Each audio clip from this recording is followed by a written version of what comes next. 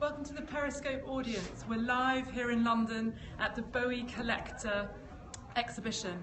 I'm Frances Christie and this is Simon Hucker, and we're both specialists in modern and post-war British art, and we thought we'd introduce you to a few of our favourite pictures. Simon, we're standing in front of Harold Gilman's interior Mrs. Mounter, which was painted in 1917.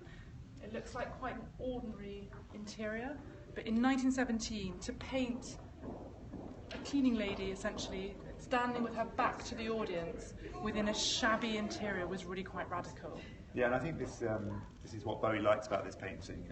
He was a guy who was really interested in history. He read a lot about the social and cultural history of the UK, and he would have known that in 1917, British artists didn't paint cleaning women. You know, it's considered also the way that it's painted in these kind of colours that are based on Van Gogh. It's really radical at the time. You know, the British art establishment would have considered this to be a deeply controversial picture, even though it's actually a really quiet, meditative, beautiful painting. I think seeing it at nearly 100 years distance, it is amazing to remind ourselves that exactly 100 years ago, what is essentially a portrait interior, 100 years ago, a portrait interior would have been of dukes and duchesses inside palatial drawing rooms. But this, as you say, is just a cleaning lady quietly going about her everyday, ordinary life. And to paint everyday, ordinary life was to be as modern as you could get in the early 20th century.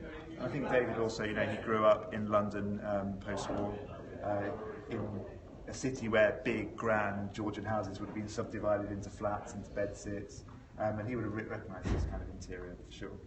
We've put it next to another picture that was painted. This was by Wyndham Lewis, dated 1914. Now, in 1914, Wyndham Lewis was a cult figure. He was at the forefront of a group of artists who called themselves the Vorticists. They were inspired by Futurism. Marinetti had been in London and had really espoused... yeah, well, I mean, Wyndham Lewis brought him to London. Exactly, Yeah. Wyndham Lewis brought him to London, and it was all about the machine being the future.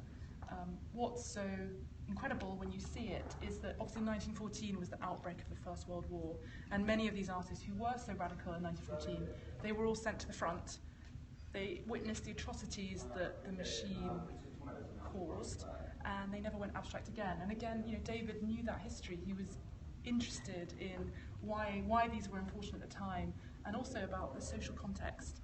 Yeah, and also I think if it looks to your eyes like a Kandinsky, that's completely right, because it's contemporary with what Kandinsky was doing. It was contemporary with the German Expressionists. And again, David was interested in German Expressionism throughout his life, long before he actually went to Berlin to record music. So he would have got the international vibe behind this picture, as well as the very sort of English-specific context. He also he really understood why artists changed and evolved. And another artist who, in 1914, was also a bit of a cult figure was David Bomberg. Bomberg is someone who David collected in depth. The collection includes works from across his career.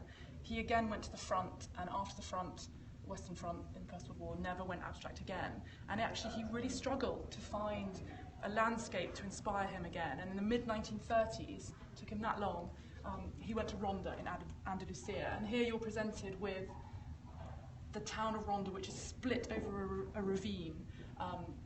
Bomberg explored the landscape by coming down the ravine on a donkey so that he could see it from the other side, and the energy with which he's portrayed the ravine, I mean, this is almost abstract again.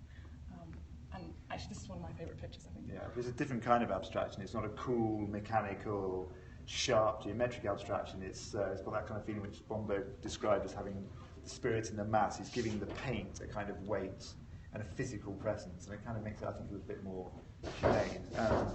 If this looks to your eyes maybe like a Frank Auerbach or a Leon Kossoff, both of whom David also collected, then again, that's fine, because Bomberg was Auerbach and Kossoff's teacher. He taught a fantastic, very influential night class at a small college in the south of London, and Bomberg's influence on all painters in the post-war period was really, really influential on what's known now as the School of London. I think it also feels the energy with which he applied the paint does take on almost a sort of sculptural quality. And it might be worth, if we spin the camera around, and take a look at some of the sculptures that David collected. This is an amazingly rare sculpture by someone called Edoardo Paolozzi. We can actually probably turn it a little bit as well. Now, Paolozzi was part of the generation of artists who really emerged after the Second World War. They were all presented to the world at the Venice Biennale in 1952. And because they'd all come out of the Second World War, they did share this sort of collective feeling of angst in a way. And Herbert Reed famously coined the phrase geometry of fear to describe them all. I think the mark making on this is incredible. So all of these impressions, they were created because Paolozzi was literally finding objet trouvé, if you like, around his studio, studio detritus, cast off from industrial pieces, and he would impress them into a mould, and then he would cast that mould as the sculpture. There's something incredibly tactile about the surface. The sculpture really invites you in. Yeah, it's a head, it's robotic, but at the time that Paolozzi is making these kind of works in the late 1950s, early 1960s, in sci-fi, the future was bright and shiny and chrome, and he's giving this kind of dystopian future, which when if you look at kind of how science fiction goes, the kind of Mad Max, Terminator films, this kind of dystopian junkyard image of the future is played out in the kind of 1980s, and this is Paolozzi doing it in the late 50s, early 1960s. He is part of a movement that he kind of was one of the inventors of pop art alongside Richard Hamilton, a really influential group called the Independent Group, who were working at the ICA in London in the 1950s. And actually, if we just spin us around again, in terms of having tactile objects, this is a vase, which it also speaks to David's collecting. He wasn't just collecting fine art, or rather he didn't make any distinction between what we class as fine art or pottery, printmaking. He looked at it all in the same way. There was no hierarchy for him. He ultimately bought what he loved, which is, for us, one of the most inspirational things about the collection. He bought what he loved, and he really understood the reasons behind all of the artist's work. This is a vase by someone called Bernard Leach. You can feel the Asian influences, and that's because Leach was really inspired by what the Japanese were doing. And he brought that to Britain in the early 1920s and set up a studio in St Ives. St Ives is in Cornwall on the far western tip of England, and it has a very special place for Bowie, but also for all of the British artists. Actually, for the last 2 centuries, it became particularly important within the interwar period and during the Second World War. And if we sweep the camera around to this painting, this is actually St Ives Harbour. It looks very traditional, but actually when you think about it, this was painted in 1928. So the decade after the First World War, when all of the contemporary artists, they didn't want to paint abstraction because abstraction and the sort of feeling of machine, that had caused the First World War. So there was a feeling of a sort of return to innocence, what Picasso had called the rappel à l'ordre.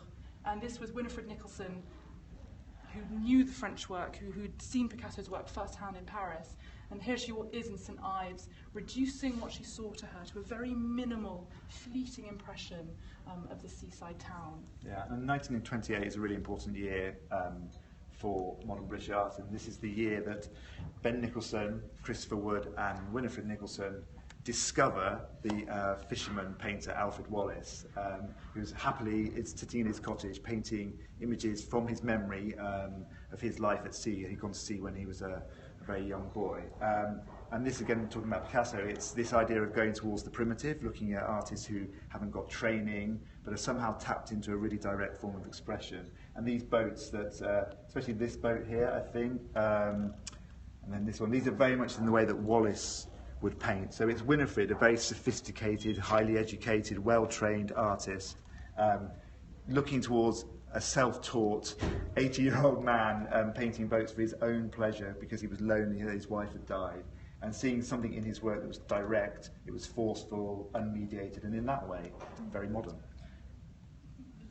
Something to also consider about St Ives, one of the reasons why Bowie seemed to really engage with these artists was he loved the idea that they were painting at the far-flung edge of Britain, outside of the mainstream, away from London.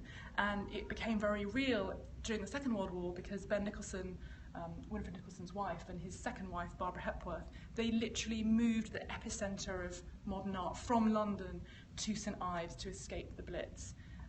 A thread that sort of runs throughout the whole collection is this interest in artists who were working outside of the mainstream.